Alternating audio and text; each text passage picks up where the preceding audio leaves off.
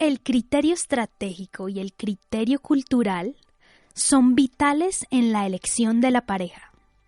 Tener cuidado con el yugo desigual y tener claro qué es lo que busco en el otro son determinantes en la elección de la pareja y concluyentes para una vida matrimonial saludable. Continuemos en esta serie titulada La elección de la pareja. Café y palabra. Un podcast con Ariel Muñoz, mi papá, Y Laura, mi hija. Bienvenidos.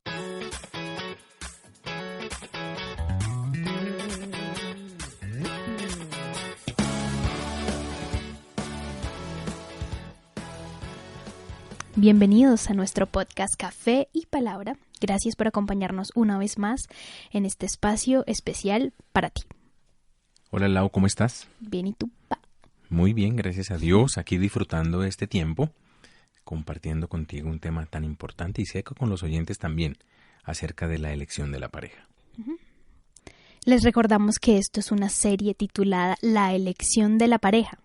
Y en el episodio anterior hablamos sobre la importancia del criterio estratégico y lo ampliamos hablando sobre el yugo desigual y el criterio cultural, buscando también una persona igual, no buscando un papá, no buscando una mamá, sino buscando un esposo o una esposa. Y en este episodio vamos a hablar sobre discernir la voluntad de Dios. Y ese tema o ese aspecto, Lau, es muy, pero muy importante. Porque muchas veces a nosotros nos puede pasar, bueno, yo ya soy casado, pero al que no es casado, le puede pasar que si hay alguien que le guste, esa persona que le gusta, force o quiera que ese alguien sea la voluntad de Dios. Seguro que ha pasado varias veces. Así es, y en eso pues obviamente la persona al estar forzando se está metiendo en serios inconvenientes. Entonces, discernir la voluntad de Dios en la elección de la pareja es importantísimo. Y desde este pasaje que estamos mirando, que es el capítulo 24 de Génesis, que es muy bueno, que usted que nos está escuchando y nos está siguiendo en esta serie sobre la elección de la pareja, pueda hacerle una lectura a este capítulo 24 de Génesis y darse cuenta toda la riqueza que hay allí contenida frente a la elección de la pareja. Y aquí aparece un aspecto importantísimo, y es algo que Abraham utiliza para la selección de la esposa de Isaac. Y es a quien él encarga para que vaya a hacer esa tarea. Y a mí me llama mucho la atención, porque dice la palabra en el versículo número 2 del capítulo 24 de Génesis: cierto día Abraham le dijo a su siervo más antiguo, el hombre que estaba a cargo de su casa: hazme un juramento poniendo tu mano debajo de mí. Jura por el Señor Dios del cielo y de la tierra que no dejarás que mi hijo se case con una de esas mujeres cananeas. Entonces, aquí encontramos la sabiduría de ese hombre mayor, la sabiduría de ese hombre, como lo dice aquí, el siervo más antiguo. Y es que, si uno mira el texto, ¿a quién es quien Abraham escoge para esa tarea tan delicada? Al siervo más antiguo, al más viejo. Así es. ¿Y por qué crees tú, Lau, que fue al que Abraham escogió? Yo creo que ahí debe haber varios aspectos, ¿no? Yo creo que uno de ellos es porque conocía a Isaac. Me imagino que lo conocía desde niño, comprendía cómo era su carácter, su temperamento. Así es, las costumbres, los gustos. Esa es una decisión muy sabia que toma Abraham al encargarle esta tarea al siervo. Pero yo pienso que también hay algo que es importante, y es que si era el siervo más antiguo, había una profunda confianza. Y la sabiduría del mayor, en el caso del siervo más antiguo de Abraham, ¿cómo nosotros podemos llevarlo a la hora? ¿Cómo podemos tenerlo en este momento? Aplicarlo hoy. Bueno, pues hablo con aquellas personas que nos están escuchando y que están queriendo entrar en un noviazgo. ¿Quiénes son las personas que mejor nos conocen a nosotros? Nuestros papás, en este caso ustedes dos. Claro. A mí. Por ejemplo, los padres. Los hermanos también. Claro, porque son las personas con las que más se comparte y con las que más nos conocen, obviamente. Entonces, cuando nosotros hablamos de ese discernir la voluntad de Dios, escuchemos a todos aquellos que nos conocen muy bien. Y también necesitamos abrirnos a la posibilidad de que Dios nos hable algo, de que Dios nos diga algo de su voluntad a través de las palabras de otros. Aquí entra en juego un elemento muy importante y es escuchar, es oír. La madurez de, por ejemplo, en el caso de nosotros como hijos, escuchar a nuestros papás. Yo quisiera que tú contaras rápidamente lo que te pasó a ti con una exnovia con respecto a tu mamá, esa historia. ¿Verdad? Sí. Laura. Bueno, está bien. Yo tuve una novia y yo se la presenté a mi mamá. Y mi madre, que era una mujer de Dios, una mujer de oración, yo me fui y la acompañé a la casa de la novia. Y cuando yo regresé a la casa, mi madre llegó y me dijo, tenga mucho cuidado, hijo, porque ella es una mujer como loquita. Y ese fue el término que ella utilizó. No quiero ni quitar ni poner palabras. Así dijo, ella es una mujer como loquita. Y yo recuerdo que yo le dije, ay mami, pero la acaba de conocer y mejor dicho ya está hablando de esa manera. Pero lo más tremendo es que en el fondo de mi corazón yo sabía que era verdad en buena medida lo que mi madre decía. Entonces, esa es la sabiduría del mayor. Dios le ha dado a los padres una habilidad que nosotros podemos llamarla también discernimiento, en donde cuando hay un padre sano, una madre sana, unos padres espirituales y espiritualmente sanos, necesitamos tener claro esto, Dios le va a hablar a esos papás. Y por eso cuando su papá o cuando su mamá le diga a usted que nos está escuchando, hijo, tenga mucho cuidado con esa persona. Mire, a veces los padres dicen cosas como estas, es que no me gusta, esa persona no me gusta. Y a veces el hijo le responde, pero a mí sí, a mí sí y de malas. No, tener mucho cuidado, prestar atención a eso que papá o a eso que mamá está diciendo. Y digo espiritualmente sana, porque hay padres o hay madres que como no son sanos, pues no quieren que nadie se les acerque a sus hijos y quieren casi que tenerlos siempre ahí en la casa sin que nadie tenga la posibilidad de tener una relación con ellos. Pues eso ya no es saludable. Pero cuando hablo de padres sanos, ellos van a tener una guianza de Dios, ellos van a discernir, ellos van a ver cositas allí que uno como padre ve un poco más allá de lo físico, que es importante que el hijo pues lo tenga en cuenta y le preste atención.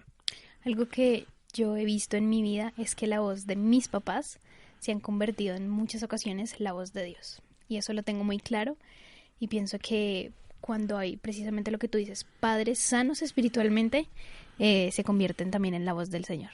Así es, y aquí creo que hay un elemento clave y es que hay hijos, porque no escuchan a papá, no escuchan a mamá, no escuchan al mayor cuando le dice, mira, no, por ahí no es, esa persona no veo que sea para ti, esa persona no veo que sea la persona idónea, la adecuada.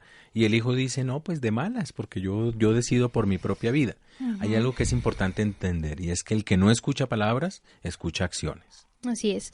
La sabiduría del mayor es un recurso muy valioso, pero asimismo también podemos encontrar un recurso valioso como la oración. En Génesis capítulo 24, en el versículo número 11, dice que el siervo hizo que los camellos se arrodillaran junto a un pozo justo a las afueras de la ciudad. Era la caída de la tarde y las mujeres salían a sacar agua. Oh Señor, Dios de mi amo Abraham, oró, te ruego que hoy me des éxito y muestres amor inagotable a mi amo Abraham. Mire qué bonito. El siervo está utilizando un recurso importante que nosotros podemos también usar, y es el recurso de la oración.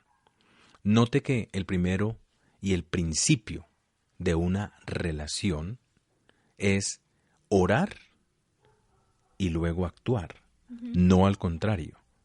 Muchas personas comienzan una relación y después oran. No, es orar y después actuar. Porque esto se complica porque la persona ya está involucrada emocionalmente. La persona ya tiene sentimientos de por medio. Y a veces hay personas que dicen así: Señor, provee. Provee, y a veces como pastor ora: Señor, abre los ojos, porque la persona está ciega. Por eso la palabra provee, para ver. Es importante que la persona pueda ver antes de decidir. Y la conclusión que uno puede sacar del recurso de la oración es: ¿quién ve mejor sino Dios? ¿Quién ve mejor sino Dios? Dios es omnisciente. Dios conoce, Dios sabe. Dios conoce la persona idónea para nosotros. Entonces, ¿cómo no usar el recurso de la oración como un elemento de apoyo? Yo pienso que hay veces las personas no usan ese recurso de la oración, quizá porque no confían en el Señor y creen que Dios es un Dios malo. Entonces, si yo oro, entonces Dios me va a dar una persona que no me va a gustar, que quizá yo en algún momento tuve ese pensamiento en decir como, pero es que sí, a mí no me gusta. Sí, entonces es como esa falta de confianza y también de conocimiento de que Dios es un Dios bueno. Y si nosotros oramos, Él nos va a responder, y nos va a responder con una persona que nos va a gustar también. Así es. Yo creo que Dios no lo va a forzar ni lo va a obligar a uno a que uno entre en una relación, y mucho menos matrimonial, con una persona con la que no hay feeling, como se dice. Por eso, una vez que la persona ore, ya puede dar el paso. Una vez la persona ora, puede correr riesgos. Obviamente, riesgos calculados, ¿cierto? Porque no es buscar en el otro perfección, sino es importante ver la intención del corazón. Y como lo dije anteriormente, lo importante en esto es correr riesgos, pero riesgos moderados. Por ejemplo, el riesgo de socializar. Uno a veces conoce personas que quieren tener una relación, un noviazgo, un matrimonio, pero no socializan. Por ejemplo, hablo de las personas que van a las iglesias, los jóvenes que van a las iglesias.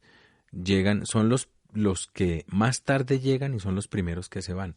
Si así no socializa, ¿cómo va a tener la posibilidad de relacionarse con otros? Sí, totalmente. Y creo que también las iglesias tienen espacios como las reuniones de jóvenes, en nuestro caso los grupos también. Son espacios para socializar y conocer. Claro. Estar abierto. Es relacionarse, tener una amistad, ir conociéndose, ir viendo las posibilidades de. Y aquí es importante uno definir estos tres aspectos. La amistad es un conocimiento superficial. El noviazgo debe ser un conocimiento profundo. Y el matrimonio pasa a ser un conocimiento íntimo. Mire qué bonito. Entonces, si nosotros desarrollamos esos tres tipos de aspectos, como es la amistad, el noviazgo y el matrimonio, vamos a ir caminando pasos sanos. Vamos a ir corriendo riesgos, pero riesgos moderados. Y Dios, basados en esto de la oración, pues nos va a ir respondiendo, nos va a ir ayudando, y Dios no nos va a mandar gente a menos que hablemos con la gente. Así es, y ahí lo vemos también precisamente en la historia bíblica sobre el siervo. El que hizo, se acercó a hablar con ella. Claro. Así es. Bueno, discernir la voluntad de Dios escuchando la sabiduría del mayor y teniendo presente un gran recurso que es la oración, nos ayudará a ser más cuidadosos y seguramente asertivos en la elección de la pareja. En la elección de la pareja, escuchar la voz de Dios y de quienes nos conoce servirá de guía para discernir la voluntad de Dios con esa persona que elegimos. Y antes de terminar, con respecto a ese primer punto, no solo los papás, no solo los hermanos, sino también los pastores y los líderes son personas que nos pueden ayudar también a hacer la voluntad de Dios, seguro que sí. Así es, para nosotros fue un gusto poder compartir con ustedes este episodio de Café y Palabra en esta serie La elección de la pareja. Espero que les haya bendecido, que les edifique para usted y también pueda recomendarlo para alguien. en este caso principalmente para aquellos jóvenes